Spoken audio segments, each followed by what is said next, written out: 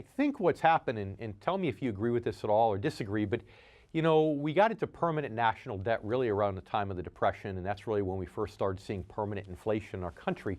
And as a result of that, I think a lot of economists have tied those two together, and they've made one assumption that isn't holding true anymore, and that is when the government prints money or floods the economy with money, that money will be spent on goods and services will stimulate the economy.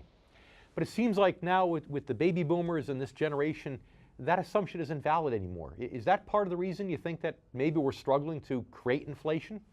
Well, retail sales are at all-time highs. Car sales have had the best 3-year period ever in U.S. history. So we're spending, but in the sense of flooding the market and spending on more goods, I think when you're a growing population country, when you have prime age labor force growing at a high rate, and you need to build stuff, cities, roads, you need dishwashers, all these things can create inflation. But we're an older country, and this is similar to what's even happening to Japan.